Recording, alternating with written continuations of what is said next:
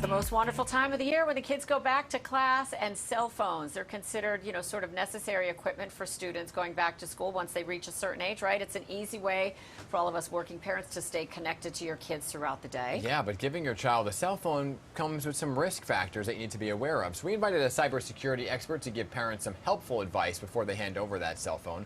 Professor Denise Dragos currently teaches at St. John's University, but she's a retired NYPD cyber detective, so parents better listen up here. Professor Dragos, welcome to the show. Good to see you. Hi, good morning. Good morning. So, kids today, much different than when I was a kid, a lot savvier when it comes to cell phones and electronic devices, right? Because they don't realize how much trouble they can really get into by sending the wrong text message or posting a wrong comment, so on and so forth. So did you see a lot of that going on when you were with the NYPD? Yeah, unfortunately, I did. It's so true. We were the lead agency in the New York City Internet Crimes Against Children Task Force, and every day we were working cases where children, both young boys and girls, were targeted by online predators. Many kids and teenagers would get themselves in trouble by sharing too much. For example, one mistake gets compounded and they get pressured to send more photos or be subjected to cyberbullying or even worse, potentially. I mean, there's a whole Pandora's box of what can happen from these electronic devices. And obviously, as parents, we talk to our kids about what the responsible use is.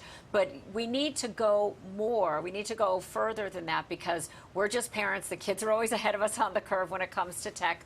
What should parents be setting up on their kids' phones to keep them safe right now that we can use?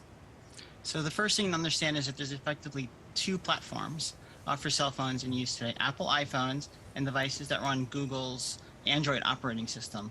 They have similar capabilities, but the interfaces are going to be somewhat different with different menus or whatnot.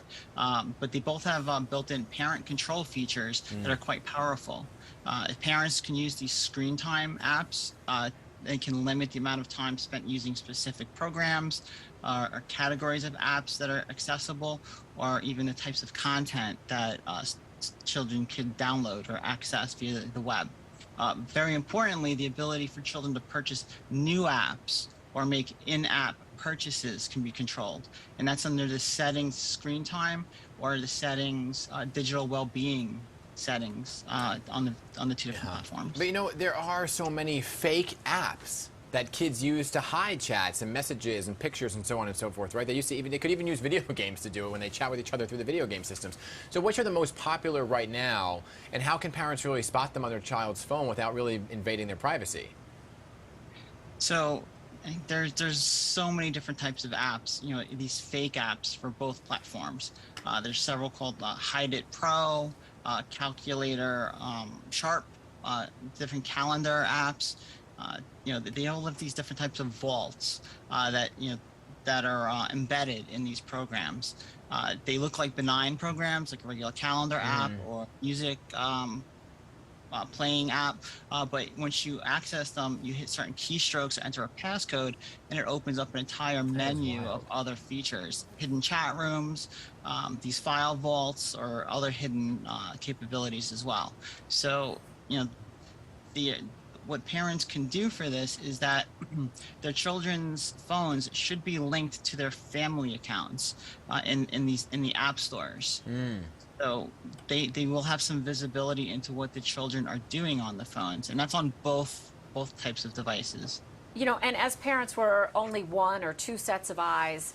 Do you advocate that we should be using one of those platforms that actually sort of scans through and all of it? Because you can't go back and look at everything that your child is doing at all times. I mean, we're connected to these throughout the day.